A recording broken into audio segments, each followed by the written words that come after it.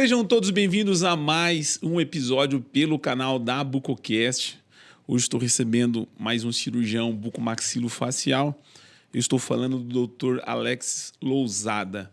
Doutor, um prazer imenso poder recebê-lo aqui na Bucocast, a gente poder falar um pouquinho sobre a sua trajetória dentro da especialidade e falar muito sobre cirurgia ortognática, que é a área que você é especialista também. Seja bem-vindo ao nosso podcast. Ismael, eu que agradeço o convite, né? A gente está aqui para poder agregar e estou à sua disposição. Pode mandar a pergunta. A gente bateu um papo, falar um pouquinho sobre cirurgia ortognática. Então, você que vai nos acompanhar pelo canal da Bucocast, esse será um episódio exclusivo sobre esse tema, que eu acredito que, eu não sei se ele vai concordar comigo, que é a cereja do bolo da bucomaxilo. Concorda, doutor, que a ortognática é a cereja do bolo? A ortognática é a cereja do bolo. A ortognática é onde a gente consegue planejar uma nova vida para esse paciente. A gente muda totalmente a condição de saúde e a condição estética dele. Então, imagina que é uma cereja super, super especial mesmo. Para a gente começar esse podcast, eu queria que você falasse um pouquinho da sua formação. Hoje a bucomaxilo é uma especialidade que, de alguns anos para cá, é que a população tem conhecimento do que é um bucomaxilo. É muito confundido com, às vezes, um médico por atuar dentro de hospital. Como que você escolheu? Foi na graduação? Quem que te motivou, incentivou? Tem alguma referência na família? Eu queria que você falasse um pouquinho sobre isso. Cara, esse assunto é bem legal. Todo mundo me conhece de uma época em que eu não era e não tinha intenção de fazer odontologia, tá? Eu trabalhei muitos anos na indústria de OPME, de materiais. Então, eu trabalhava com materiais importados. Eu cuidava da América Latina para a parte de estratégia, planejamento, tanto da parte de coluna quanto do bucomaxilo. Nessa época, quando eu conheci a bucomaxilo, que me passaram essa função, eu fui me apaixonando por isso. E olha que eu era jovem. Falei, não, adorei, vou fazer. Fui lá, fiz a faculdade de odontologia. Já pensando em fazer a bucomaxilo? Não, contrário. Isso é legal. Me estimulou. Cheguei na faculdade, eu conheci tanta coisa. E eu gostei da estética do dente. Dentística. Falei, adoro, gostei, vou fazer. E continuei focando na estética dos dentes. Durante a graduação? Todinha. No final, falei, não, vou para bucomaxilo. Aí mudei tudo, fui para bucomaxilo. Que a cirurgia no final, né? Acho que o semestre da graduação, a cirurgia... Na minha época, você já tinha algumas coisas já a partir do segundo semestre. Mas assim, bem controlado, sim, né? Sim. E meu professor que... se ele assistir, ele vai falar, esse é o Alex. E ele chegava lá e falava assim, mas com esse cortinho aqui, você não vai conseguir fazer muita coisa. Professor, deixa comigo. Se eu não conseguir, eu te chamo. E a gente foi se desenvolvendo...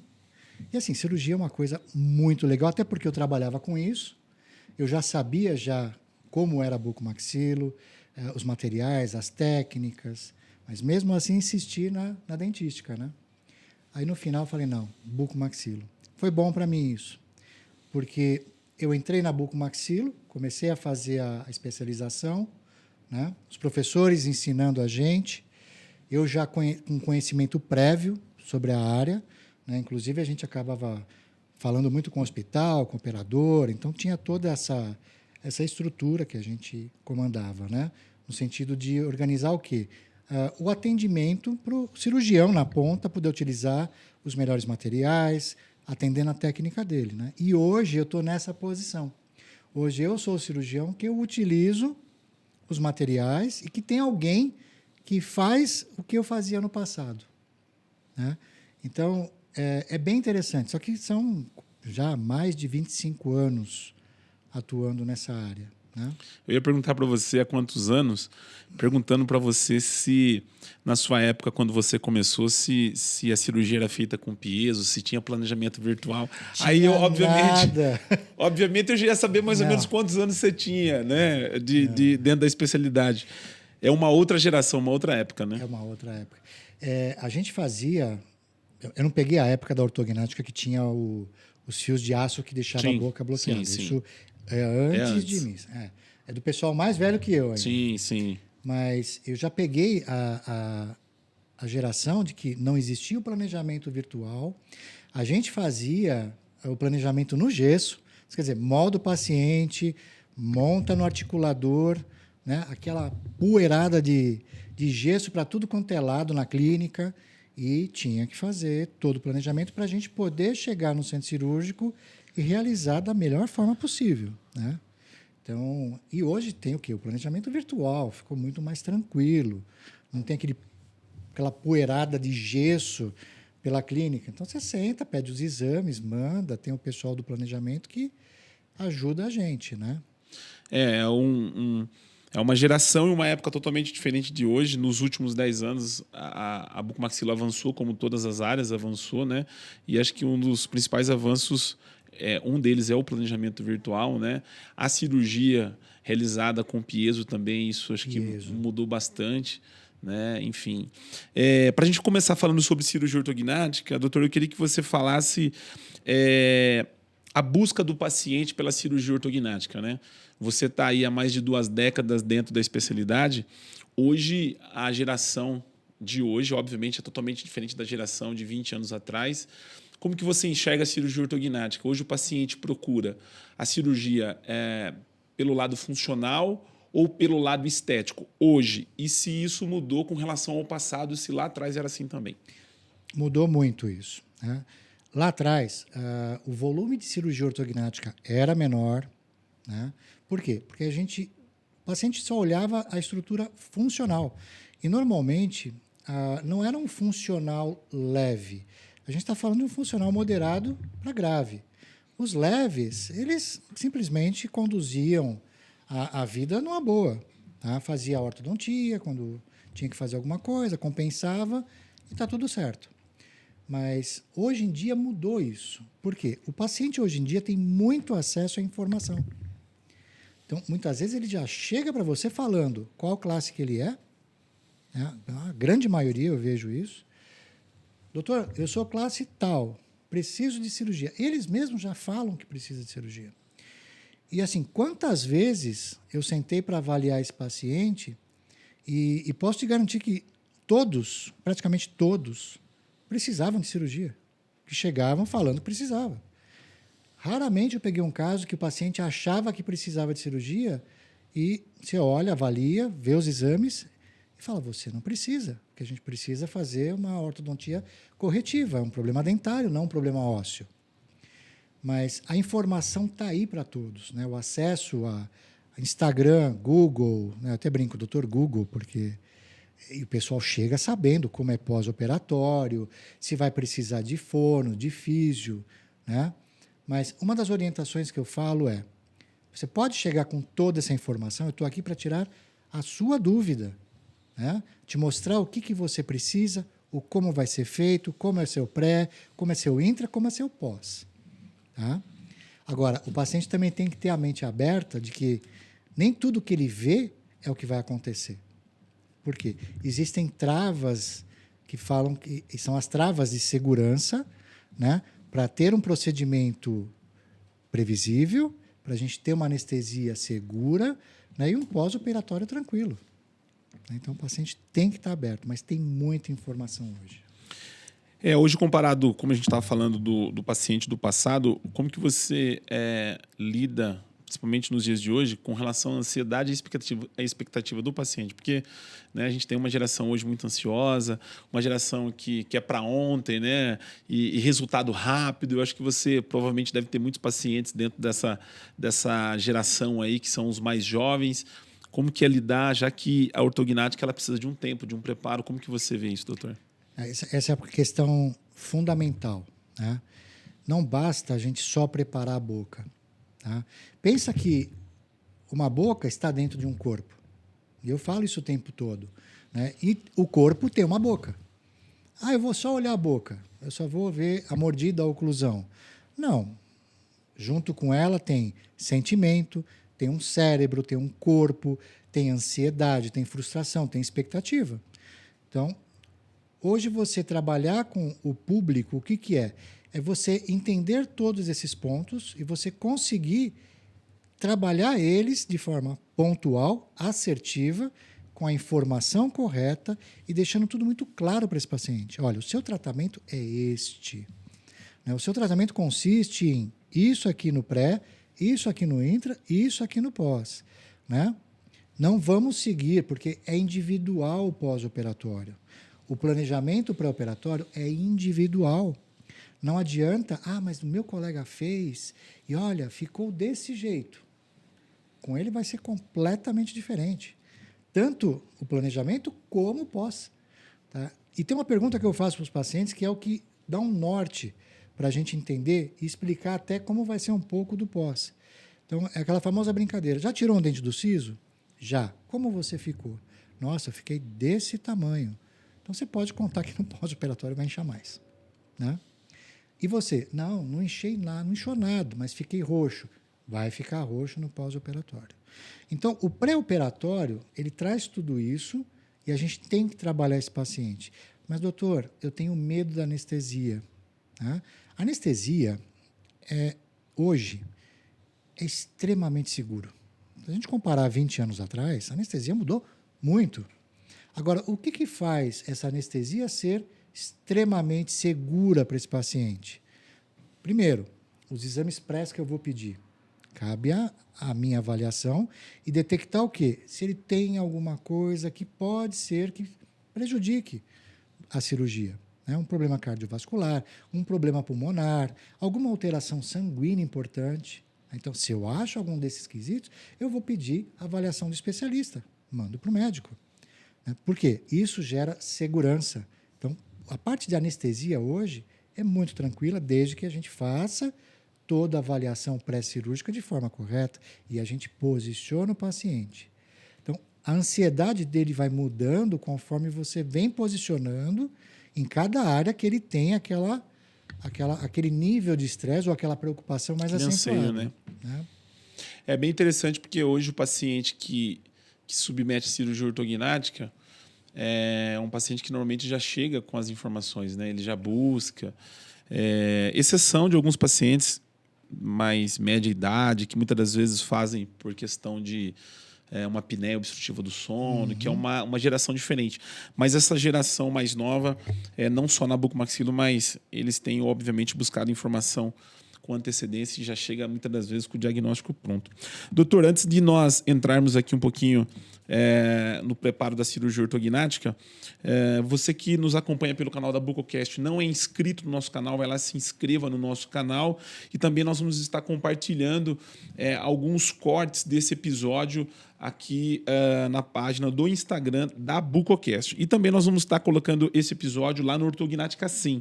Então, você que nos acompanha aqui no canal da Bucocast, lá nós vamos estar replicando esse episódio e nós vamos falar sobre as dúvidas que os pacientes têm com relação à cirurgia ortognática. Então, nós vamos falar muito em relação a isso. Sobre a cirurgia ortognática, eu queria que você falasse quais são os procedimentos. Aliás, vou melhorar a pergunta. O que a cirurgia ortognática corrige? Eu queria que você falasse quando ela é indicada, para quais tipos de casos que ela é indicada.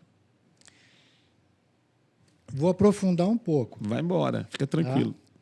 A cirurgia ortognática, muitas vezes, ela vai corrigir uma dor que a gente não imagina. Tá? A gente pode até falar na dor da alma do paciente.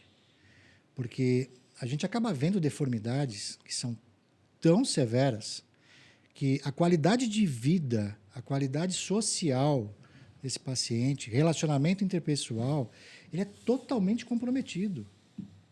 Né? Então, desde a saúde física, a saúde mental dele, é uma coisa que é uma montanha-russa o tempo inteiro. Então, você imagina que quando a gente vai pensar em tratar um paciente, vou dar exemplos, né? A gente pega um classe 2, leve, moderado e o severo. Né? Então, cada um, a gente tem uma conduta diferente, porque os resultados são diferentes. O leve, a mudança física é muito pouca. O moderado, mais ou menos. A gente mantém as essências, né, das características principais do paciente. Agora, o grave não. O grave, a gente faz uma mudança extremamente radical. O severo. O severo. Radical. Então, com quem eu tenho que mais me preocupar no aspecto do preparo? Aí sim, volto ao tema anterior, da ansiedade, né? É o grave. Tá? Só que também a manobra cirúrgica do classe 2 no grave, a gente tem que tomar muito mais cuidado. Um pós-operatório muito mais cauteloso, né? Mas o grau de melhora estética vai ser tão bom quanto o mais leve, né? Por quê? Tudo é muito individual. Então, o que a gente vai tratar realmente na bucomaxilo para a cirurgia ortognática? Isso de uma forma muito simples. Classe 2, que é a maxila que é para frente projetada, né, a parte de cima. Classe 3, que é o oposto, né? Mandíbula puxada para frente, né? E a parte de cima para trás. Tá? A gente tem um outro tipo de paciente, que é o quê? A gente fala de birretruso. Os dois para dentro. Então, tanto a parte de cima quanto a parte de baixo. E também tem o assimétrico lateral. Então, e pode ser associado a tudo isso, além de ser classe 2 e classe 3, assimetria lateral, né? Sorriso gengival associado ou não. Né? Então, o alongamento do rosto é muita coisa que a gente pode tratar. Mas o que a gente mais vê normalmente hoje é o classe 3. Esse paciente chega no consultório. O classe 2 hoje está vivendo, muitas vezes, numa clínica de estética, primeiro.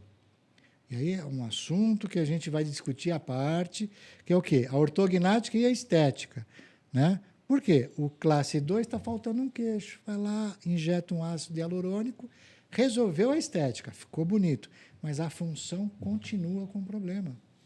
E o classe 2, normalmente, tem problemas de DTM. Isso quer dizer, tem problemas articulares associados. Né? Problemas respiratórios estão mais ligados ao classe 3, só que o classe 3 não tem muita estética que vai resolver. É uma projeção mandibular, né? E que se eu for fazer alguma coisa na parte de cima, é muito ácido hialurônico. Então, o pessoal evita. Então, hoje, na clínica, a gente recebe muito mais classe 3 do que os classe 2. Mas, quando eles vêm, e eles vêm sem nada, sem preenchimento, nossa, é um caso sensacional de resolver. Agora, quando vem com esses preenchedores, a gente tem 2 trabalhos. Que depois eu também posso explicar isso. Você falou que a respiração está mais associada ao paciente classe 3? Normalmente, o problema respiratório nasal está mais relacionado ao classe 3, por quê? A maxila ela é pouco desenvolvida. Então, o seio maxilar ele é menor, ele é mais apertado.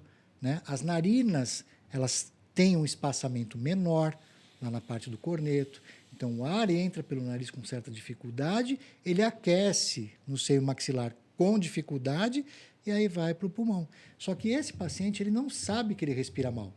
Esse é o ponto muito interessante. Você respira bem? O paciente responde. Respiro. Porque ele não sabe o que é respirar bem. A vida inteira dele, aquele é o padrão respiratório. Então, normalmente, quando a gente faz a cirurgia do paciente classe 3, a gente tem uma melhora, um ganho respiratório absurdo. Esse é um paciente que eu tenho que estimular ele para ele fazer atividades físicas, porque eles brincam, no final eles falam, nossa, eu estou me sufocando com tanto ar. Ele não sabia o que era isso. E outra coisa que muda bastante, eles começam a sentir cheiros de coisas que eles não sabem o que é. Porque quando você aumenta a área de passagem de ar, a gente também aumenta o contato, né, da região olfativa, que vai fazer essa diferença, que capta os cheiros e que transmite para o cérebro. Então, quer dizer, ele vai captar muito mais coisa, né, e coisas que muitas vezes ele não vai saber o que é, porque o cheiro é uma coisa associativa na mente. Senti o cheiro, já sei o que é, uma laranja. Associei. É que muitas das vezes esse paciente, você falando assim, né, ele tem excesso de mandíbula, né? E falta a parte de cima, de maxila. Que a gente fala que é uma hipoplasia, não tem um desenvolvimento adequado. Desenvolvimento. E aí ele tem problema de respiração. Total. Né? Isso não quer dizer que o classe 2 também não tenha. Né? A gente pega alguns classes 2, que é o contrário. A maxila é mais desenvolvida, aí você fala, mas então o espaço é maior. Não necessariamente. A gente pode ter uma projeção óssea, mas lateralmente o meu seio maxilar é estreito, eu tenho comprometimento da parte da estrutura nasal. Né? Então, pode ser que ele também tenha problemas. Tanto que a gente opera o classe 2, também há uma melhora, lógico que muito menor, né, quando a gente compara com classe 3, mas você tem um ganho adicional da qualidade respiratória pelo nariz. E às vezes o paciente vem com um combo, né? Vem com um problema de maxila, mandíbula. Só estou falando do nariz, tá? É. Mas no classe 2, a mandíbula para dentro, ela fecha a orofaringe. Isso quer dizer, eu tenho uma estrutura adequada de respiração muitas vezes, mas o ar chega aqui embaixo, não passa, porque a mandíbula está muito para dentro. Deficiência, né? Tá? Então, eu tenho uma eficiência nasal, mas eu não tenho uma eficiência do trato. Né? E tem casos que você não tem eficiência do trato e nem eficiência nasal. Então, quando a gente faz o tratamento classe 2, a gente melhora todos os aspectos. Né? E aí você tem um ganho da parte respiratória deles. No seu ponto de vista, a cirurgia ortognática ela é funcional ou estética? Funcional. Essa é o grande X. Mas é funcional e a gente tem algumas escolas. Você tem a escola do pessoal que você vai estudar a cirurgia funcional com planejamento, com base na função.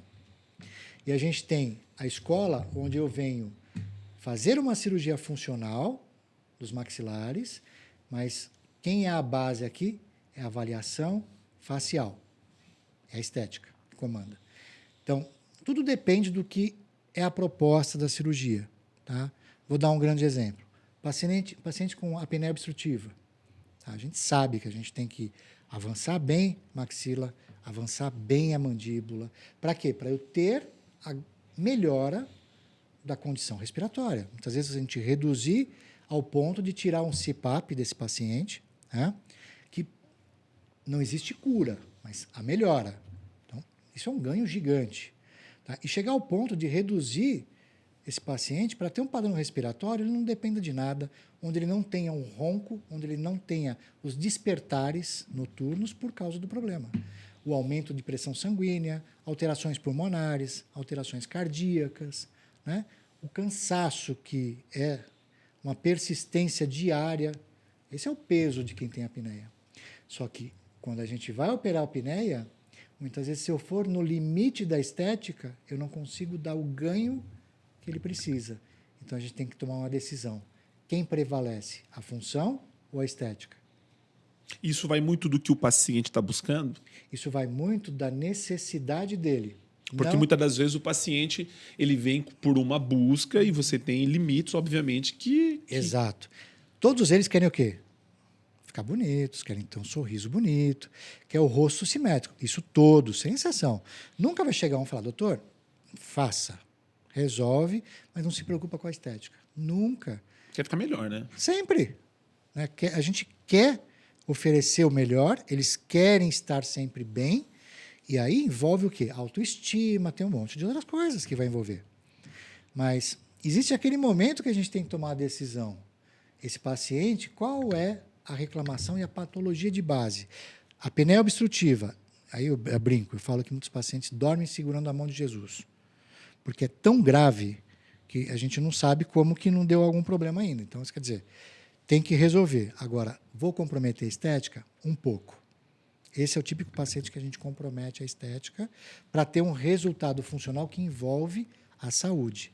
Mas então, aí a gente tem que tomar esse cuidado de não comprometer demais.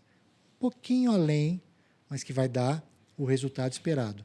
Mas a grande maioria, quando não tem apneia obstrutiva, a estética ela é a fundamentação do planejamento. Isso quer dizer, eu vou olhar para o paciente, eu vou até onde a estética dele me permite, até onde a estética dele vai ficar bonito, belo. E não é belo para mim, é belo para ele. Então, a gente tem que ouvir muito esse paciente do que ele busca, o que ele quer, qual é a expectativa dele. Esse é o ponto principal. E muitas vezes, nessa conversa da expectativa, é a hora que a gente vai falar assim, isso aqui eu posso, isso aqui eu não posso. Isso eu consigo, isso eu não consigo. Então, a gente faz o quê? A gente gera um nível de estresse menor, uma ansiedade menor, uma expectativa menor e, consequentemente, problemas menores no pós-operatório. Falando sobre questão de você mostrar para o paciente o que você consegue e o que é possível e o que não é possível, tem um planejamento virtual que você consegue trabalhar isso e que nós vamos falar sobre isso um pouquinho mais à frente. Eu queria que você falasse o perfil do paciente classe 2, o que esse paciente, qual é o problema, a queixa desse paciente, o que ele apresenta, qual é o tipo de deformidade e quais os benefícios que a cirurgia pode oferecer para esse paciente uma vez que ele faz cirurgia ortognática. Tá. Paciente classe 2. Um resumo. A mandíbula é para dentro, né, bem atrasada. O queixo é lá para trás. Tá? Se eu for parar para olhar só a mandíbula, eu já tenho um problema respiratório, que é o fechamento da região orofaríngea. Tá? Eu tenho um afrouxamento de toda a musculatura inferior. Né? Por quê? O queixo é para trás, o músculo não tem o tônus necessário. Então, a língua, na hora que eu vou dormir, desce mais. É um paciente que ronca muito. Tá? É um paciente que vai ter o problema respiratório ligado diretamente à mandíbula, ou não. Entendeu? Então, eu tenho que fazer uma avaliação total da estrutura nasal, da estrutura do seio maxilar, né? Para entender se também precisa de uma abordagem ou um acompanhamento nesse aspecto. Então, pensa que é um outro paciente também que vai ter o quê? DTM associado, é um paciente que tem muitas dores. Né? É um paciente que no perfil está sempre compensando e jogando a mandíbula para frente. Em que momento? Foto. É um paciente que não quer tirar foto. E quando vai tirar, ele projeta a mandíbula o tempo todo. E isso gera incômodos, dores, né? Um desenquadro da oclusão, que já está comprometida, né? Então ele acentua mais isso. Né? E aí desenvolve bruxismo, grande parte do classe 2 desenvolve bruxismo porque está toda hora puxando para tentar deixar o rosto num perfil melhor, onde, e aí entra um outro assunto importante, que é o quê? Pós-pandemia. A pandemia deixou muita gente em home office. Então, o que eu estou trabalhando com você aqui, vendo você, eu não estou me vendo, estou vendo você. A gente está conversando, estamos trabalhando juntos. Na pandemia, eu venho para casa e começo a trabalhar no computador. O que eu tenho? Uma câmera filmando a mim. Então, eu estou olhando todo mundo, estou me vendo na câmera. Isso começou a gerar diversos problemas. E aí, é lógico, começa a entender que ele fala, a boca é torta. Ele se olha, o rosto é torto. Aí ele olha o coleguinha, vê lá que é diferente. Nossa, eu tenho uma deformidade. Então, depois da pandemia, se acentuou demais a procura dos pacientes para cirurgia ortognática. Tanto classe 2 quanto classe 3. Essa mudança foi um dos gatilhos para isso acontecer. Doutor, você falava do paciente classe 2, eu queria que você falasse do paciente classe 3. Quais são os problemas que esse paciente ele apresenta e quais são os benefícios que ele tem após a cirurgia ortognática? Classe 3, mandíbula projetada. Né? Então, normalmente é um paciente que não tem selamento labial, a boca não fecha, está sempre de boca seca, gera inúmeros problemas dentários isso. Tá? É um paciente que dorme respirando, é o respirador bucal que a gente fala, porque a maxila dele não teve desenvolvimento, então todas as estruturas elas são apertadinhas, então ele não tem uma respiração adequada nasal. É lógico que a orofaringe dele muitas vezes está livre, tá? Mas eu não tenho a capacidade do fluxo que vai entrar pelo nariz e chegar no pulmão de forma adequada. Então, é um paciente que tem problema respiratório crônico. Associado a isso, vai ter sinusites e outras coisas mais. Agora, o benefício para esse paciente, primeiro, é a função respiratória. Ele vai ter um ganho muito importante. Tá? É um paciente que não sabe o que é respirar bem. Ele respirou sempre daquela mesma forma a vida inteira. Então, quando você faz a cirurgia e ele acorda no pós-operatório, a primeira coisa que ele fala, nossa, estou respirando diferente. Então, é bem legal. Um outro benefício que ele vai ter, ele vai começar a sentir cheiros que ele não sentia. Por quê? Porque a gente expandindo a capacidade respiratória nasal dele, a gente também está estimulando mais as papilas olfativas dele, né? Que fica dentro do nariz. Então, tudo isso é um benefício gigante. Mas tem o terceiro, que é o quê? A estética. A mudança do classe 3 ela é muito acentuada. Então, esses 3 pontos são os principais de benefício e que, olha, é uma transformação muito importante para o classe 3. Você operou mais classe 2 ou classe 3 na sua casuística? Meio a meio. Meio a meio? Meio a meio. Mas por conta da estética hoje, porque hoje onde você vai tem uma portinha com estética, né? Hoje está vindo mais classe 3. Mais classe 3? Mais classe 3. Porque o classe 2 é colocar um queixinho, muitas vezes, ele esteticamente se sente melhor. Não vou no buco, né? Mas o problema funcional ainda continua existindo e isso é uma coisa que a gente tem que começar a trabalhar muito forte, né? Não é simplesmente olhar um paciente e falar, olha, falta um queixo. As pessoas não avaliam a arcada, a função, né, a respiração, não fazem nenhum tipo de avaliação. Simplesmente olha e põe um queixinho. Mais homem ou mulher você operou? Mais mulher. As mulheres se preocupam Infinitamente mais, né? mulher. Mais mulher, né? Elas são mais corajosas. Eu vou chutar. Não, e o pós é mais tranquilo, tá? Elas desculpa os homens. Com certeza, né? Tenho certeza. Mas o pós é mais tranquilo. A mulher não fica jogada, reclamando. Ela já sai fazendo. Poucas eu peguei que reclamaram alguma coisa. Dramáticas. Mas o homem reclama bastante. Inclusive eu também reclamo bastante. É de homem. Eu sou manhoso. É de homem. Você não falou dos benefícios do paciente classe 2 da cirurgia ortognática. Ele está associado com alguns do classe 3? Me fale um pouquinho. Todos. Padrão respiratório vai mudar bastante no classe 2. A estética vai melhorar bastante também. Posicionamento de língua no classe 2 muda. É bem interessante. Porque a hora que a gente puxa muito a mandíbula, eu tenho uma alteração na base de língua e aí melhora a pronúncia. A fala no classe 2 melhora muito. Então, tem alguns pontos que são parecidos com o classe 3, né? E alguns pontos que mudam em relação ao classe 3. Falando sobre a cirurgia ortognática, quais dos padrões é mais desafiador do cirurgião executar a cirurgia? O 2, o 3, o excesso vertical, assimétrico? Infinitamente o assimétrico. O assimétrico, ele... O assimétrico é um desafio. Pensa que quando a gente fala de classe 2, classe 3, a gente está olhando muitas vezes o antero posterior, né? Associado a isso, a gente pode ter a assimetria, a gente pode ter o excesso, né? Então, tem um combo completo. E tem o combo completo, né? Então, pensa que para um posicionamento adequado, eu tenho que olhar e pensar em 360 graus naquela oclusão. Então, é um movimento que ele faz que é total, tanto para frente quanto para trás, para o lado, para o outro, né? Então, a gente tem ajuste de quente, tem um monte de coisa que a gente vai ter que pensar. E o assimétrico, o que ele dificulta mais? É porque ele tem um desenvolvimento da estrutura óssea mais acentuada de um lado do que do outro. É o que faz o giro da face. E aí você pega e vai ter que estruturar essa oclusão dele e essa face de forma simétrica. O que eu tenho? Alterações de posições condilares. É a hora que a gente chega na mandíbula, na fixação da mandíbula, e que a gente vai fazer o teste de abertura de boca para ver se os dois côndilos saem ao mesmo tempo, que a gente não consegue acertar.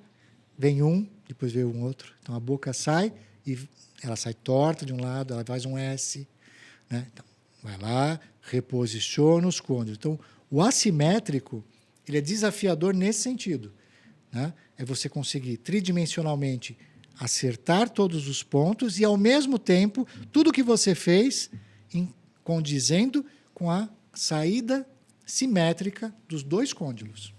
O paciente assimétrico, normalmente ele está associado a outros problemas? Ou Sim. Você já pegou algum paciente assimétrico e que o problema era só a simetria ou não? É bem difícil, né? Não, o assimétrico, ele traz com ele alterações condilares unilaterais, o desenvolvimento de um lado só do côndilo maior do que o outro, né? O corpo mandibular com desenvolvimento maior de um lado do que do outro, né? A maxila, a mesma coisa, né? Então, isso quer dizer, um seio maxilar muito desenvolvido e o outro super apertadinho, né? Então, é um desafio você reconstruir tudo isso e você fazer com que os dois lados tenham as mesmas funções da face, né? Então, esse é um desafio da parte respiratória.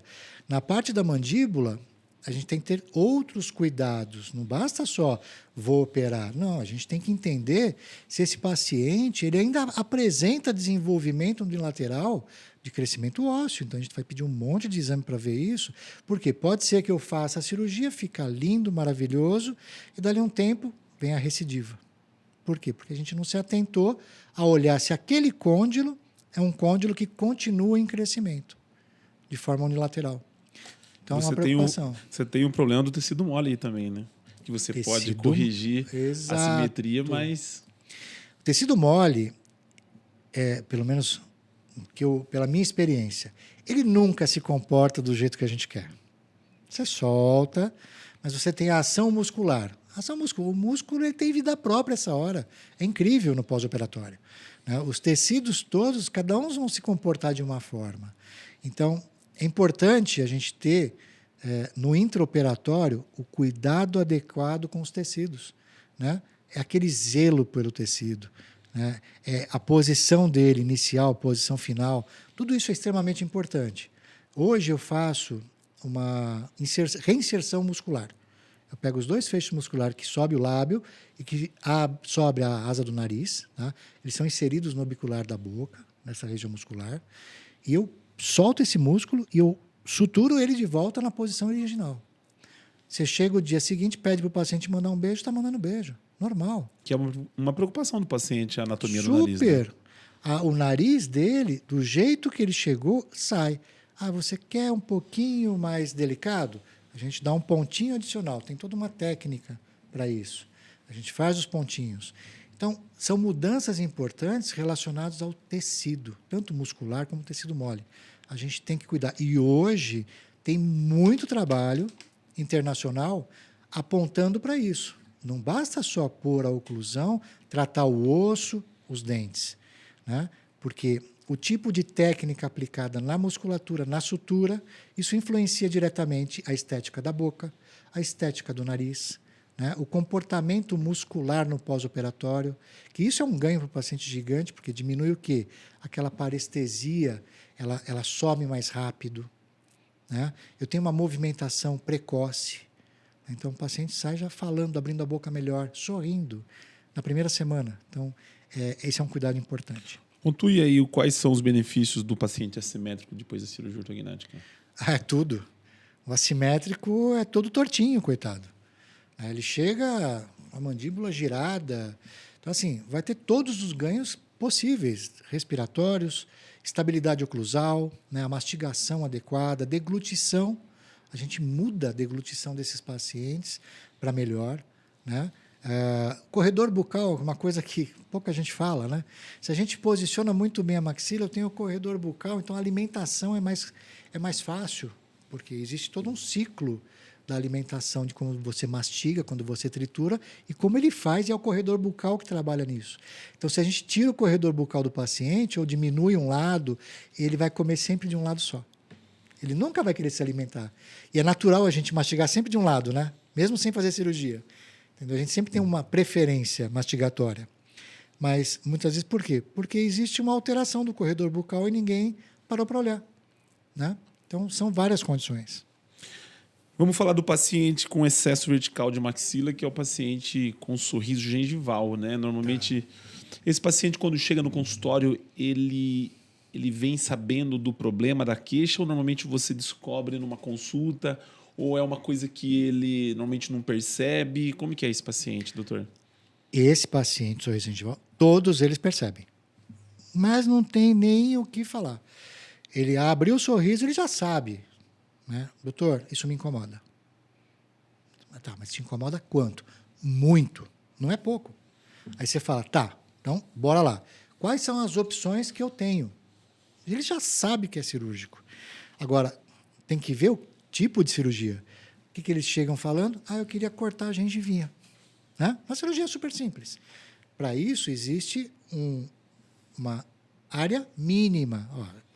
Eu tenho aqui uma exposição leve, legal. Corta a gengivinha, que é a gengivoplastia. Fica perfeito, fica ótimo. Desde que ele não tenha o quê? Outros tipos de alteração associada. Depende do tamanho do dente também, né? E que não seja classe 2, birretruso. Né? Mas, normalmente, quem tem a maxila projetada, ele é classe 2, tá? E ele é birretruso. Isso é uma coisa que a gente acaba vendo nos estudos. Né? A maioria. Então, quando ele fala da gengiva, mesmo fazendo gengivoplastia, ele continua com aquela carinha mais para dentro, né? Então, aí, indicação de cirurgia ortognática. Mas tem pacientes que não. Entendeu? Chega lá, é a gengiva que cresceu demais. Tá tudo normal, estrutura óssea, dentária, só que a gengiva cresceu muito. Tá? A gente faz esse tipo de cirurgia. Mas a grande maioria chegou, a gente fala que tem um dedo, mais de um dedo de apresentação de gengiva no sorriso, é cirurgia ortognática. Tá? E resolve, fica lindo. Né? Então, assim, são todos os ganhos do classe 2, tá? E a estética, né? Que vai fazer uma grande diferença. A gente já teve alguns pacientes aqui que nós entrevistamos e falando sobre cirurgia ortognática mesmo, e teve uma paciente que fez a cirurgia, ela falava que ela tinha vergonha de tirar foto, de sorrir nas fotos, e é muito comum desses pacientes, né? Não sorrir. Não sorrir porque acha feio. Né? Aquele monte de vermelho aparecendo, eles falam desse jeito. Né? E eles querem que resolva isso assim, da noite para o dia. E a cirurgia ortognática ela vai resolver isso da noite para o dia. A gente fala que em 2h30, 3 horas de cirurgia, você mudou completamente a vida dessa pessoa. Ela vai ter uma atividade social mais intensa, os relacionamentos interpessoais dela mudam, né? Ela começa a se divertir mais, a sorrir mais, vai viajar, começa a aproveitar a vida. É uma mudança super importante para a vida desses pacientes. Dos casos que a gente já, assim, dos cirurgiões que a gente já entrevistou, e enfim, inúmeros colegas que já falaram desse procedimento, o desafio maior é você acertar ali a altura da impactação, né, da maxila, porque esse paciente vai envelhecer e, obviamente, isso... Então, você tem que entender, né, o futuro desse paciente, onde você vai colocar isso, e, às vezes, o pedido do paciente vai contra isso, né? Você precisa pensar isso lá na frente também, né? Isso é super legal. Pouca gente até hoje falou sobre isso. É natural, a gente vai ficando mais velho, os tecidos bucais superiores vão descendo. Na verdade, não é só esse tecido, né? A gravidade faz com que a natureza derrube tudo. Tá? Então, tudo da gente cai, não tem acordo. Agora, quando a gente fala do sorriso, o jovem expõe mais o dente. A gente vai ficando velho, eu já estou com 50 anos, você já imagina. Então já não aparecem muitos dentes. Aí você fala, porque está com o dentinho curto. Não, meu dente continua do mesmo tamanho. Mas os meus tecidos faciais, eles deram aquela descida que é natural para a minha idade. Né? E daqui para frente eu sei que vai piorar, mas a gente se cuida, a gente se trata. Então a gente vai dar uma boa melhorada. Então você imagina que a gente está operando um paciente jovem, esse é fácil. O jovem se põe a posição do lábio de um jovem, vai expor mais os dentes. Agora, quando a gente pega um paciente mais velho, é aí que começa a confusão. Você expôs demais o dente do paciente. É lógico que se eu exponho demais, eu deixo ele mais jovem. Mas eles não querem, muitas vezes. A exposição tem que ser uma exposição sutil. E se a gente não faz a exposição ser sutil, acaba fazendo o quê? Ele simplesmente não expõe o dente. Na delicadeza, não expõe. Então, eu prefiro muito alinhar com o paciente, porque mostrar dentes é sinônimo de juventude. Então, a gente vai expor mais o dente, vamos se preocupar com isso, vai ficar mais jovem. Tá? Doutor, mas não me expõe muito isso. Jamais. Até porque, quando a gente vai para uma cirurgia dessa, o menos é mais. Eu não posso nunca ir até o extremo, porque ali eu não consigo voltar nada. Então, se eu vou um pouquinho além deste, não gostou, a gente ainda tem um retoque. Dá para fazer um retoquezinho. Alguma coisa diferente. Aí entra parte estética bucal. A gente consegue. Mas tem que estar muito bem alinhado com o paciente, justamente esse ponto, o paciente mais velho. Tá? E principalmente mulher, viu? Elas adoram uma exposição dentária. E umas não, pode colocar lá em cima. É muito. Esse é um perfil do paciente que você precisa conversar muito com o paciente, né? Muito. Você que nos acompanha pelo canal da Bucocast, não é inscrito no nosso canal, vai lá, se inscreva no YouTube e também o nosso Instagram, onde nós vamos estar compartilhando alguns cortes desse episódio aqui no podcast. Vamos estar colocando o link também do Dr. Alexis, né, para você que tem alguma dúvida, enfim, poder fazer contato e tirar suas dúvidas com relação a esse tema. Quanto tempo de podcast, Jorge? 45 minutos de podcast para a gente fechar o perfil do paciente. Vamos falar que eu acho que é muito importante no meu ponto de vista, talvez é o paciente, a cirurgia mais fascinante da bucomaxilo é para os pacientes com problemas de apneia obstrutiva do sono, né? Porque é um paciente que está, muitas das vezes, numa condição que a vida está em risco, né? E que você consegue não só transformar, mas salvar a vida desse paciente muitas das vezes. Eu queria que você falasse quais são os problemas do paciente com apneia do sono e o que a cirurgia ortognática traz de benefício para esse paciente, doutor. Bom, vamos lá. O tema é extenso. Mas dá um podcast só de apneia aqui. Dá para gravar um podcast só de apneia. Vamos tentar resumir isso. Esse paciente não respira. Ponto. Tá? Na avaliação, a gente tem que entender quais são os motivos. Né? É só um problema da parte superior, né? Nasal ali? Não. Envolve mandíbula? Envolve. Então, é um paciente que vai ter indicação para cirurgia ortognática. E essa é um típico paciente que ele tem que ser atendido de forma multidisciplinar. A gente fala isso o tempo inteiro. Né? Não basta só eu olhar e falar, não, a cirurgia ortognática é a solução da sua vida. Não é. Muitas vezes eu preciso estar com o otorrino fazendo acompanhamento também. Tá? As decisões não são só minhas. Né? A gente tem que ter mais estrutura nessa equipe, porque quem tem apneia obstrutiva, ele sofre de coisas extremamente importantes. Então, primeiro, né, é um paciente que vive cansado. Vive cansado porque não dorme. Ele não chega no sono REM, que a gente fala que é o sono reparador. Ele, no máximo, permanece no estágio 1 do sono. E esse paciente, cada vez que ele acorda, durante a noite, ele acorda tendo oscilações de queda de saturação, que, olha, chega no absurdo, muitas vezes, de ele ter a saturação em 50.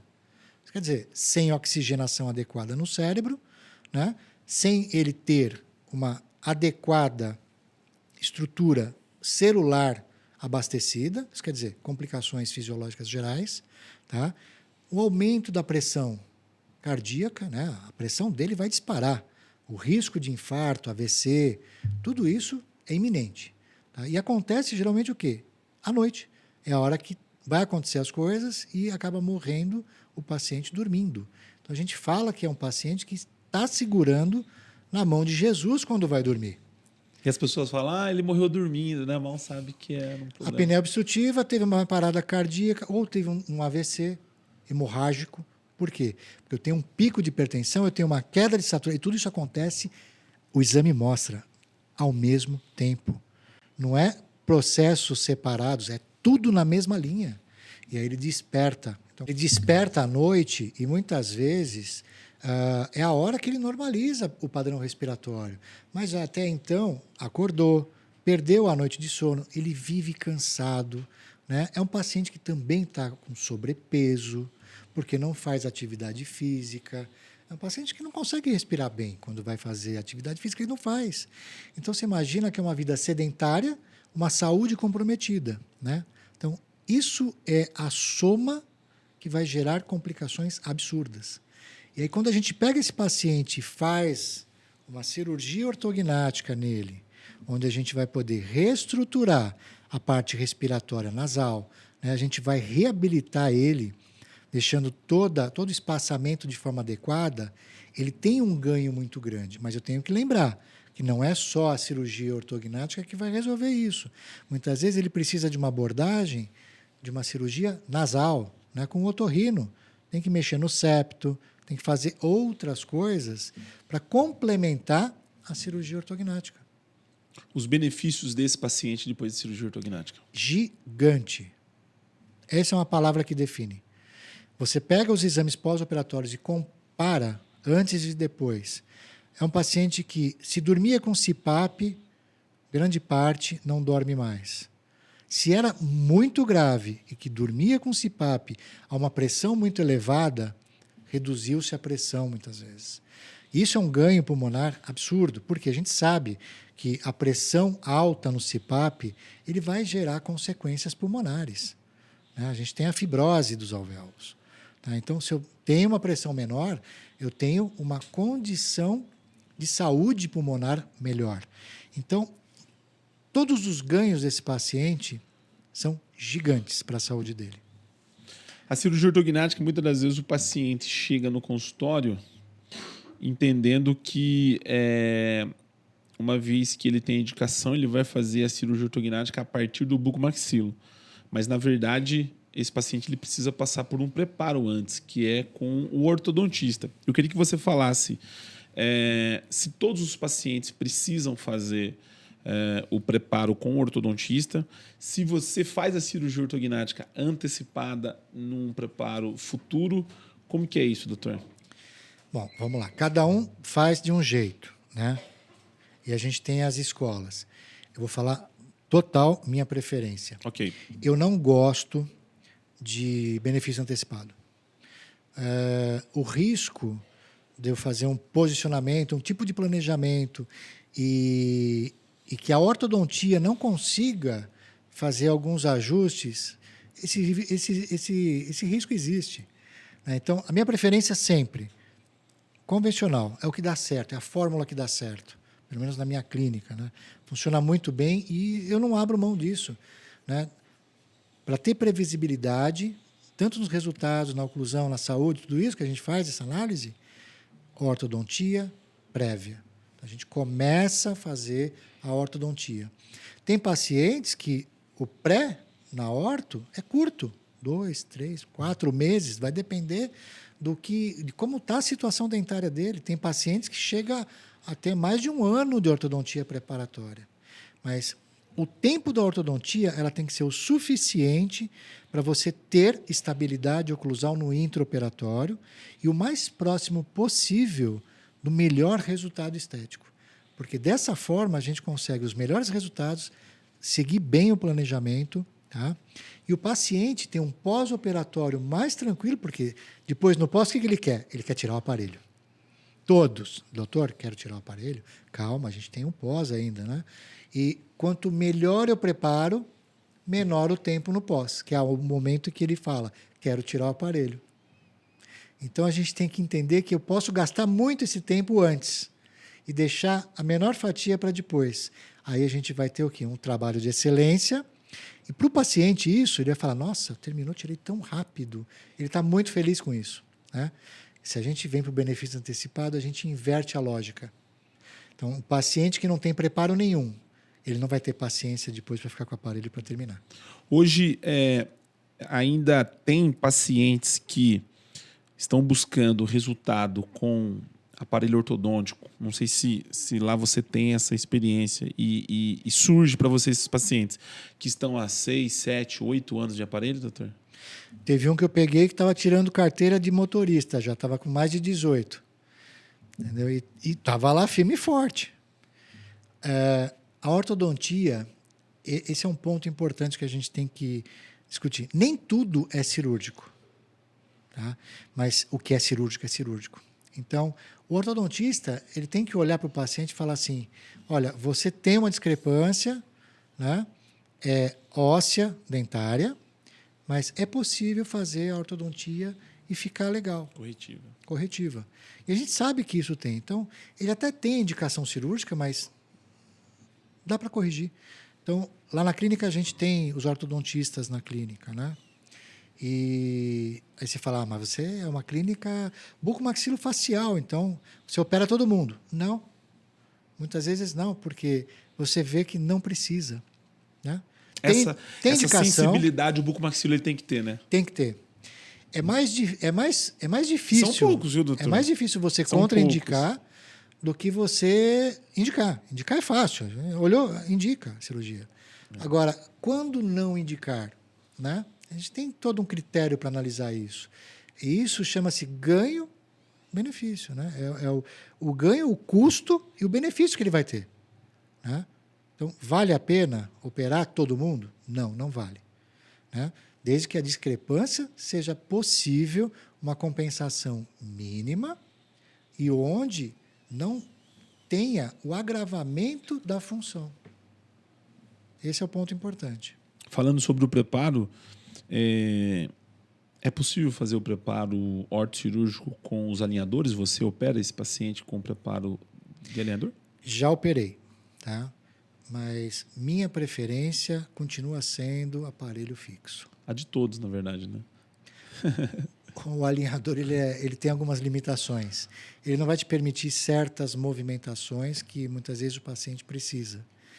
E eu preciso fazer o paciente entender isso. Porque tem uns que chegam e falam, só vou fazer se for com Invisalign. Não adianta você argumentar custo, não adianta você argumentar nada para ele. Tá? Aquilo já está na cabeça dele. Então, tá bom, o que eu faço? A gente pode começar no Invisalign. Pode ser que em algum momento eu precise de um aparelho ortodôntico. Você aceita esse custo adicional? Ah, não. Então, vamos para um estético. Então, assim, na clínica, a maioria dos preparos, 100% dos preparos na clínica, é por meio de aparelho. É possível fazer esse tratamento híbrido, o paciente fazer com alinhador e depois, quando estiver próximo da cirurgia, ele colocar o aparelho convencional? É possível. Mas aí, não me pergunte, tem que falar com os ortodontistas da clínica. Tá? Eu já tive um caso já que foi feito, o paciente chegou com Invisalign, a gente esperou finalizar a movimentação toda e aí entrou-se depois para fazer alguns ajustes para que eu precisava de uma forma bem pontual. E aí ele finalizou com um aparelho convencional. Eu queria que você falasse qual que é o tempo que normalmente média o paciente, quando ele começa o preparo, até a cirurgia ortognática, em média, para esse paciente, quanto tempo ele vai ficar? Pode contar de 5 a 8 meses. Essa é a média para estar pronto para a cirurgia. Alguns mais cedo e outros um pouco mais tarde. Mas a média vai dar entre 5 e 8 meses. Hoje o paciente precisa ter qual a idade mínima para fazer cirurgia ortognática, doutor? Essa é uma discussão ampla, né? Muitos preconizam acima dos 17, 18 até 21 anos. Mas hoje essa turminha está crescendo absurdamente. Então, tem trabalhos já que mostram para a gente que falam muito sobre maturidade óssea. Tá? Então, você pega lá pacientes, meninos de 15, 16 anos, ele está com 1,90 m. Quer dizer, se eu pedir os exames para olhar a parte de curva de crescimento dele, ele já está descendo aquela curva, ele não vai ter grandes desenvolvimentos, né? Então, é um paciente que a gente já costuma na clínica a operar. Paciente com maturidade óssea adequada, né? Com um exame que mostra que a curva já está em declínio. Ele tem uma estatura significativa, né? Um rapaz forte, grande, tá? A gente indica a cirurgia já com 16 anos para os meninos, né? E 15 anos para as meninas. Tá? É a experiência que eu vejo que, em média, já está com o desenvolvimento adequado e a gente aproveita aquele fim de curva de crescimento para o pós-operatório. Só que tem que tomar cuidado. Tá? Como eu tenho ainda uma fase de crescimento que vai até os seus 18, 20, 21 anos, tá? A gente tem que acompanhar muito de perto justamente para o quê? Não acontecer recidiva. Então, o planejamento é diferente. Tá? Então, a gente tem que estar muito atento. Os exames pré são diferentes que a gente tem que pedir. Eu tenho que entender melhor a situação óssea, estrutural, de desenvolvimento desse paciente de uma forma mais profunda. Tá? Mas, então, temos aí as duas condutas, dos 18 aos 21, quando você está com a formação praticamente pronta, ou eu posso pegar aquela final de curva de crescimento dele um pouquinho antes, 17 anos. Mas, né? você operou com qual idade? Recentemente, eu peguei uma moça de 14. Tinha uma deformidade severa. Muito acentuada. Que muitas das vezes você opera por conta da questão psíquica desse paciente. Né, tá? Então, imagina, uma menina que está na escola, né? Hoje, bullying é uma coisa pesadíssima no colégio. Não vai achando que sumiu esse assunto. Não, esse assunto só está um pouco abafado. Mas existe, eles sofrem com isso. As coleguinhas e os colegas dão apelido à torta direita. Então, assim, nesse momento, uma menina que tem a curva de crescimento dela super baixa, tá? Ela praticamente desenvolvida, né? Teve a sua primeira menarca lá com 9, 10 anos, que também antecipou muito isso. Né? O corpo bem formado. Tá? Então, para a gente evitar que ela tenha um desgaste, né, emocional muito grande, psicológico muito grande, vamos operar. Está lá na clínica perfeita, hoje ela está com 17 anos, formada, uma mulher bem formada, não teve nenhum tipo de alteração, a gente finalizou o caso dela e ela passa para fazer os controles de forma anual, que é o que eu preconizo lá na clínica até os 21 anos. Falando ainda sobre o preparo, quais exames você solicita para o paciente para a realização da cirurgia ortognática? Eu gosto de revirar o paciente, tá? Então a gente vai para os padrões, né? Um exame de sangue extremamente completo. Eu quero saber tudo.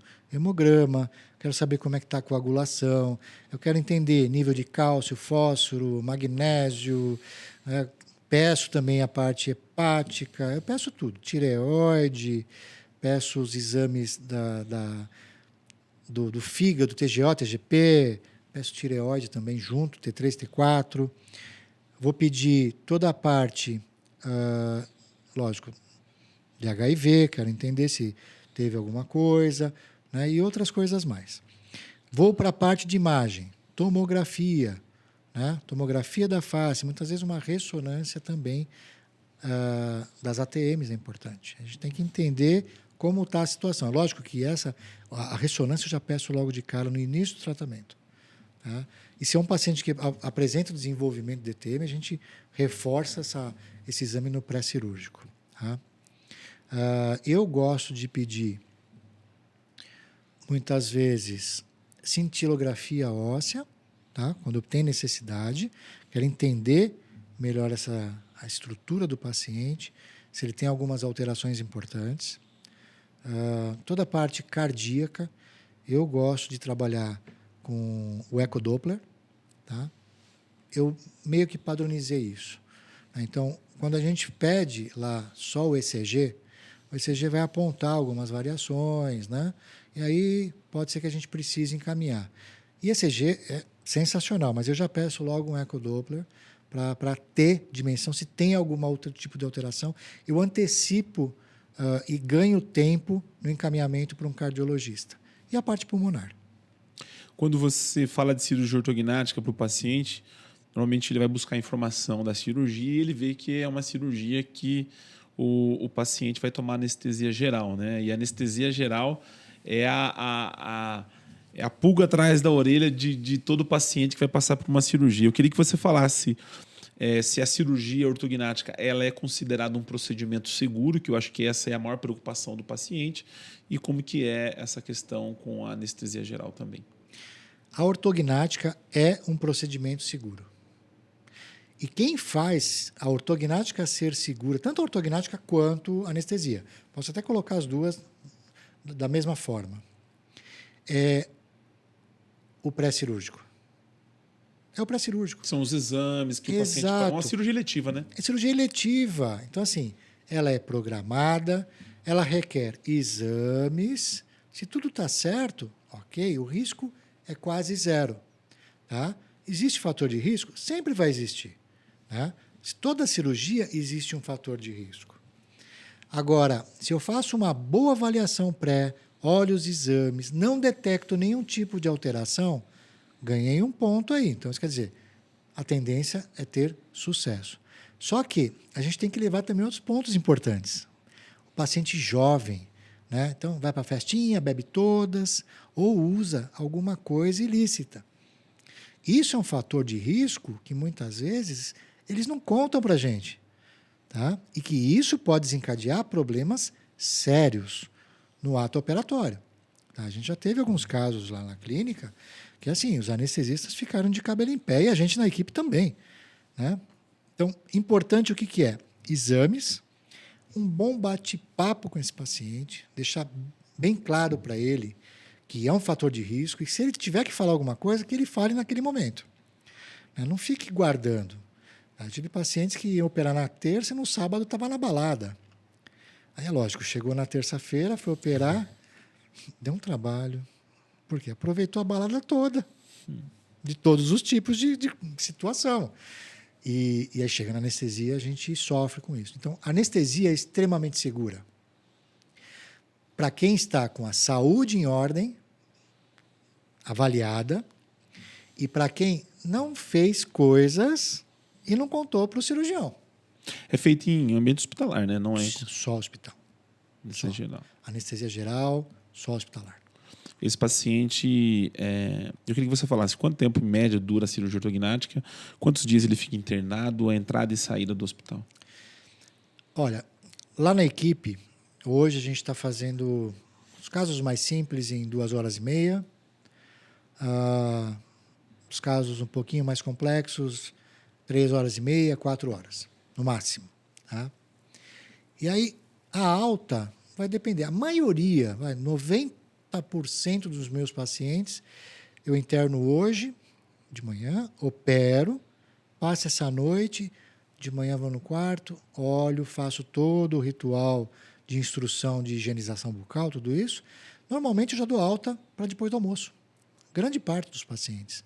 Um ou outro, eu acabo deixando um dia a mais, por questões de medicação, está muito inchado, né, não está reagindo bem, não está se alimentando de forma correta, ou não foi no banheiro. Né? É uma preocupação que a gente tem que ter. Paciente, para ter alta, tem que ter ido no banheiro. Tá? Então, a gente olhou tudo isso, mas 90% sai, fica um dia no hospital. Falando sobre essa questão do planejamento, do preparo, né, do paciente até a cirurgia ortognática, você tem o planejamento virtual para a cirurgia ortognática, que é uma evolução e talvez uma das mais importantes aí nos últimos anos da bucomaxilo, né, doutor? O planejamento virtual, ele veio para dar a segurança que o paciente precisa e a tranquilidade que a gente precisa. Né?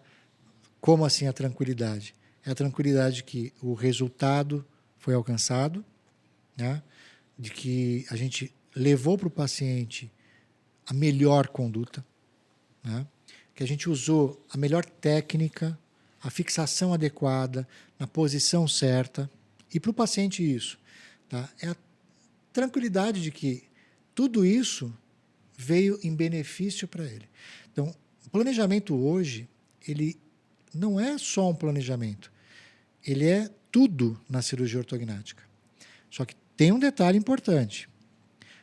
Não é porque só existe hoje planejamento virtual, o cirurgião não tem que saber colocar uma maxila na posição sem planejamento. Esse é o grande desafio. Porque o computador aceita tudo. E aí, quando eu vou para a realização, eu tenho que também ter a minha experiência. Porque muitas vezes o planejamento falha algumas vezes.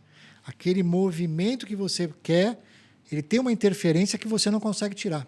Então, você tem que mudar do virtual para um planejamento imediato. Então, a gente tem que ter a experiência de colocar essa maxila na mão, na posição, essa mandíbula na mão, tá? Que é muito o que a gente fazia antigamente. Aí você fala, quantas vezes isso acontece com você? Olha, de uns anos para cá, nenhuma. Eu tenho uma forma técnica de fazer, que é um pouco diferente. Eu aprendi na França, tive essa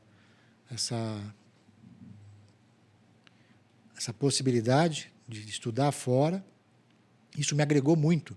Então, quando eu voltei de lá, eu vim com um conceito diferente do que é uma cirurgia ortognática. Então, eu quase não dependo muito do planejamento. Né? A gente executa de outra forma. E os resultados são perfeitos. Doutor, para a gente finalizar esse episódio, eu queria que você falasse um pouquinho sobre a questão do pós-operatório, né? Às vezes o paciente chega no consultório, ele chega de trás para frente, né? Ele chega querendo saber primeiro o pós-operatório, porque, no meu ponto de vista também, eu acho que é muito importante a questão do pós-operatório. Eu queria que você falasse com relação à cirurgia ortognática. Normalmente, quanto tempo esse paciente vai precisar ficar de repouso, afastado do trabalho? Como que é a alimentação desse paciente? Eu queria que você falasse um pouquinho sobre isso. Pós-operatórios, é muito individual. Tá? Não dá para a gente virar e falar, olha, todos os pacientes voltam à atividade com 30 dias. Volta a comer com 60 dias. Não existe isso. Né? A gente parando para olhar, existe uma média, a gente tem uma noção. Tá? Então, eu vou dar alguns exemplos. Né? Como eu falo com o meu paciente quando a gente vai falar de pós-operatório. A primeira semana é unânime, é a pior para todo mundo. Essa primeira semana é a pior. Para alguns, o pior é muito ruim, para outros, o pior é mais leve. Tá? Então, são fatores que determinam o quanto vai ser ruim a primeira semana. Então, o edema, o inchaço, se vai ter sangramento nasal, ativo durante quantos dias? Geralmente o sangramento são 2, 3 dias, depois para. Só que aí o paciente não respira direito, então a gente tem que explicar tudo isso para o paciente. Então, essa primeira semana é uma primeira semana que é repouso. Tá? É uma dieta líquida, totalmente líquida nessa primeira semana. Né? Lógico que a gente tem que se preocupar com a nutrição desse paciente. Então, é líquida, mas tem que ter nutrientes. Tá? Então, muitas vezes a gente vai entrar com complementação, né? Isso é super importante. Tá? Por quê? Eu preciso manter uma estrutura mínima de nutrição dele. Né? Se eu deixo totalmente líquido, sem nada, ele vai ficar muito fraco. Então, está proibido dirigir nesse período. Eu oriento o meu paciente a tomar banho de porta semiaberta e com banquinho. Tá? Já tive casos lá de paciente que foi tomar banho, passou mal, porque está se sentindo mais fraco, né? Perde um pouco a noção, escorregou, caiu. Adivinha o que ele bateu? O rosto, quebrou a mandíbula exatamente na osteotomia. Então, a gente tem que cuidar mais nessa primeira semana. Só que cada um vai ter a sua pior. E aí a gente tem que entender cada paciente nosso e orientar e explicar claramente o que pode, o que não pode, como vai ser. Né? O que vem depois na segunda semana desses pacientes também. Essa transição. Normalmente, o meu paciente, primeira semana líquido, segunda semana já vai para o pastoso. E a gente começa a mastigar na terceira semana. Por que eu tenho essa conduta? Porque eu tenho lá atrás, no preparo, o quê? A gente prepara melhor, né? Deixa muito mais alinhado, próximo da perfeição. Então, eu tenho uma oclusão mais estável, então eu consigo trabalhar essa parte mastigatória um pouco antes. Lógico, está proibido com um monte de coisa. E aí eu vou liberando conforme vai passando. Tá? Vai mastigar mesmo, coisa mais sólida, mais firme, a partir de 40 dias. Mais ou menos 40 dias. Churrasco, alguma coisa. Churrasco. Demora um pouquinho. Macio. Tá? Mas, ó, uma picanha talvez bem... Na segunda semana, a grande maioria já vai no japonês. Já consegue. Já vai no japonês, né? Já está comendo macarrão, né? Está comendo arroz, feijão, tá? O purezinho com carne moída. Então, você vê, na segunda semana. Agora, quem determina isso? Quem determina essa alimentação que vai ser liberada é o quê? O cuidado e a escovação da boca na primeira semana. Higiene. Tá? Eu exijo, exigência, não tem acordo, que sejam 5 escovações ao dia, tá? Com Periogarde, a pasta Periogarde. É uma das melhores que você tem hoje para manter a boca saudável, né? Sem as bactérias que vão trazer algumas complicações. Então, é exigência. Não adianta 4, não adianta 3, não adianta... É 5. Tá? Ah, doutor, mas eu comi 3 vezes. É 5. E isso tudo, quando ele passa na minha clínica, no pós-operatório, eu olho e vejo que está bem cuidado, eu sei que a hora que eu liberar a dieta, ele vai continuar cuidando bem. Senão, a gente tem complicações. Aí começa a gerar processo inflamatório, aí é um ponto que estoura, né? Então, esse cuidado é super importante. Então, isso é o começo do pós-operatório. Não significa que, com 3 semanas. Não. Tem pacientes que voltam a trabalhar depois da primeira semana. Tem pacientes que voltam a trabalhar depois de 14 dias e alguns depois de 30 dias. Depende da função que o paciente faz. Exato. Né? Então, o principal, você faz o quê? Eu dou aula, sou professor. 30 dias. Por quê? Porque cansa, porque dói. Né? Vai estar falando muito. Sou assistente administrativo, aceita home office? 7 dias já volta a trabalhar. Então, a função dele influencia no retorno ao trabalho. Né? Isso é super importante. Falando sobre fisioterapia, todos os pacientes que faz a cirurgia ortognática, eles precisam fazer fisioterapia? Grande maioria. Grande maioria. Mas tem paciente que não precisa da físio. Tá? Você olha, todos os grupos musculares estão trabalhando, a abertura de boca está ótima, né? A pessoa já está voltando a se alimentar, a estabilidade existe, né? A sensibilidade está retornando, mas você vai ver, está com problema de fala. A pronúncia não está legal. Então, esse tipo de paciente, muitas vezes, em vez de ir para a físio, ele vai para a fono. Tá? Tem pacientes que vai precisar tanto da físio quanto da fono. Mas sempre a gente vai precisar de um dos dois. Tá? Nunca a gente vai pegar um paciente que não precisa de nada. Isso eu nunca vi. Para finalizar, a última pergunta que eu acho que é a mais... talvez que dentro do pós-operatório, a mais questionada depois da cirurgia ortognática é sobre a parestesia. O que é a parestesia e se todos os pacientes vão ter parestesia e se ele tiver a parestesia, ela é permanente ou se não, quanto tempo dura em média? Esse é um assunto polêmico. Vamos lá. É tudo individual. Tem pacientes... Bom, a parestesia ela vai existir em todos os pacientes. Tá? Só que a gente considera uma parestesia temporária. Por que a gente considera uma parestesia temporária?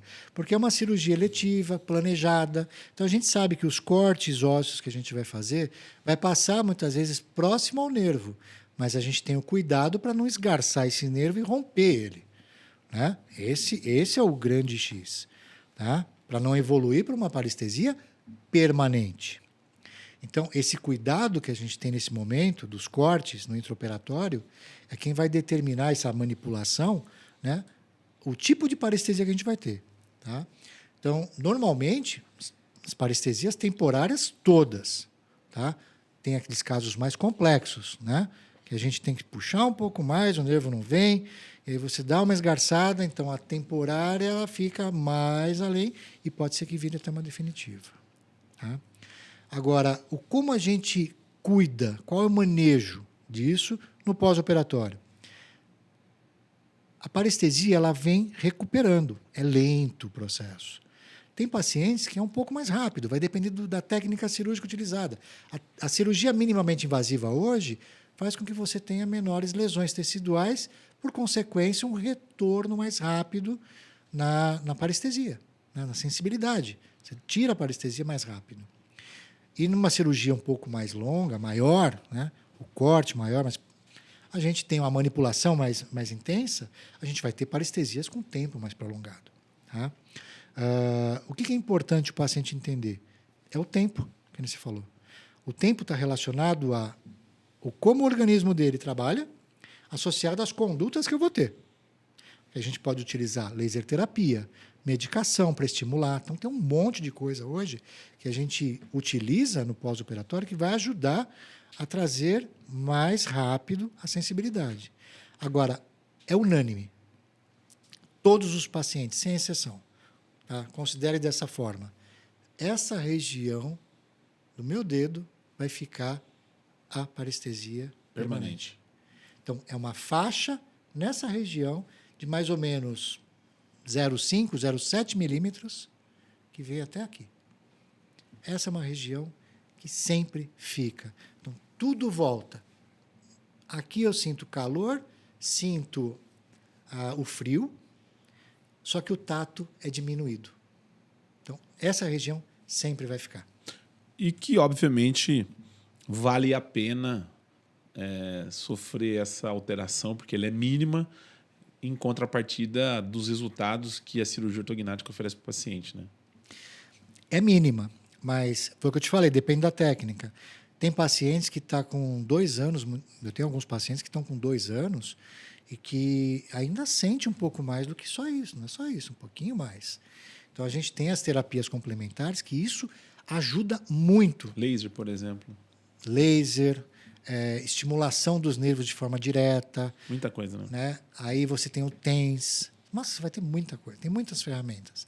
E quando a gente começa a agregar isso no tratamento do pós, a gente melhora rapidamente a sensibilidade e os pacientes falam, olha, está voltando, Isso quer dizer, então a gente sabe que existe um período que volta. E dali para frente, um X tempo, normalmente acima de 2 anos, é muito difícil você recuperar esse nervo. Né? Então, tem esses 2 anos para a gente trabalhar fortemente essa parte. Doutor Alex Lousada, um prazer imenso poder recebê-lo aqui no nosso canal da Bucocast, poder falar um pouquinho sobre cirurgia ortognática. Eu sei que a gente tem assunto aqui para falar no mínimo 3 horas de cirurgia ortognática, minimamente invasiva, né? Nossa, que hoje tem muita coisa relacionada, né, dentro da especialidade nesse tema.